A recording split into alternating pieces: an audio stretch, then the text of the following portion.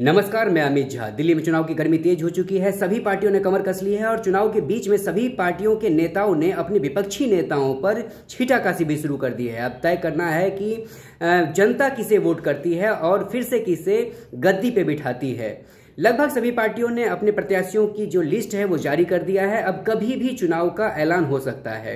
इसी बीच में अरविंद केजरीवाल जी ने भी अपनी नई नई योजनाओं की घोषणा भी कर दी है, जिसमें से 2100 रुपये की महिला सम्मान राशि हो, चाहे वो बुजुर्गों के लिए संजीवनी योजना हो, चाहे वो पंडितों के लिए 18,000 की मासिक वेतन की योजना हो। ऐसी कई सारी योजनाएं हैं जिन्हें अरविंद केजरीवाल जी ने इसी बीच में लागू कर दिया है और कह दिया है कि अगर हमारी फिर से सरकार बनेगी तो ये सारी योजनाएं सरकार बनते ही लागू हो जाएगी और इन सब की सुविधाएं जनता तक पहुंचने लग जाएगी। इससे पहले भी अरविंद केजरीवाल जी ने कई सारे वादे किए थे, चाहे वो बिजली के हों, चाहे वो पानी के हों, चाहे शिक्षा के हों, चाहे स्वास्थ्य के हों। सारे वादे उन्होंने पूरे किए हैं और जनता को एक बार फिर से विश्वास है कि 2100 का जो ये वादा है अरविंद केजरीवाल जी का, जो संजीवनी का वादा है, संजीवनी योजना का जो वादा है अरविंद केजरीवाल जी का, वो फिर से पूरा करेंगे वो। और ऐसा फिर से चर्चा होने लगा है दिल्ली में कि अरविंद केजरीवाल जी की सरकार एक बार फिर से बनेगी, दिल्ली में आम आदमी पार्टी की सरकार एक बार फिर से बनेगी और अरविंद केजरीवाल जी इन योजनाओं को फिर से दिल्ली में लागू करेंगे।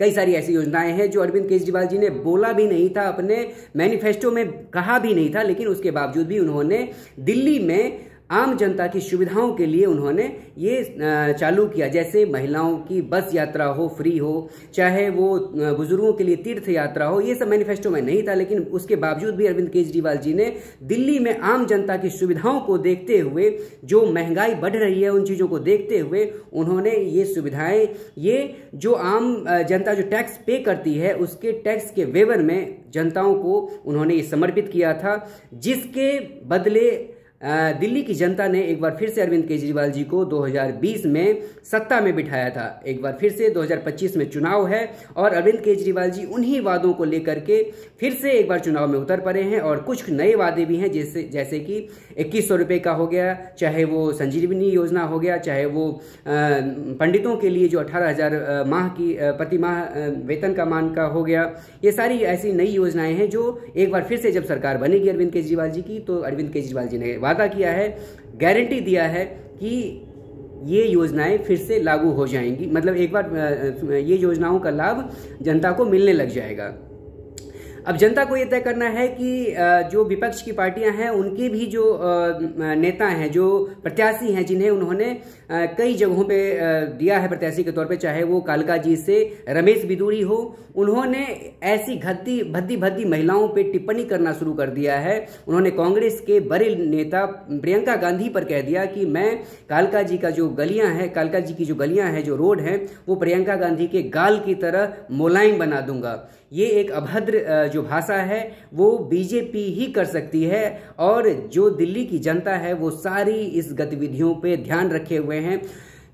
उसके बाद उन्होंने एक और टिप्पणी करते हुए दिल्ली के सीएम आतिशी जी पर उन्होंने कहा कि आतिशी मरलीना ने अपने बाप बदल लिए हैं। उन्होंने आतिशी मरलीना से आतिशी सिंह हो गई हैं। उसके बाद आतिशी जी ने प्रेस कॉन्फ्रेंस किया और बताया कि उन्हें इस बात का कितना दुख है और बीजेपी से माफी मांगने के लिए उन्होंने कहा, अपने प्रत्याशी को बदलने के लिए कहा। और इस बात को लेकर के कांग्रेस भी मैदान में उतर चुकी है कि जो उनके प्रत्याशी हैं बीजेपी के, वो कितने भद्दे बातों का, कितने भद्दे शब्दों का इस्तेमाल करने लग गई है। बीजेपी को इन चीज़ों पर ध्यान देना चाहिए। बीजेपी ने इन बातों से खुद को किनारा कर लिया है और इन चीज़ों को बदलने की, इस माहौल से जो दिल्ली में बीजेपी का खराब हुआ है, जो बैकफुट पे जा रही है, उसे बदलने की कोशिश कर रही है। अब जनता को तय करना है कि क्या जनता ऐसे व्यक्तियों को वोट करेगी जो महिलाओं को लेकर ऐसा सोचता है, जो रमेश बिदूरी जैसे प्रत्याशी जो पार्टी देती है, क्या इस पार्टी को जनता वोट करेगी, या फिर 10 साल से जो अरविंद केजरीवाल जी जनता के आम जीवन को देखते हुए कई सारी ऐसी योजनाएं दिया है जिनसे उनके जेब में कुछ पैसे बचने लगे हैं। शिक्षा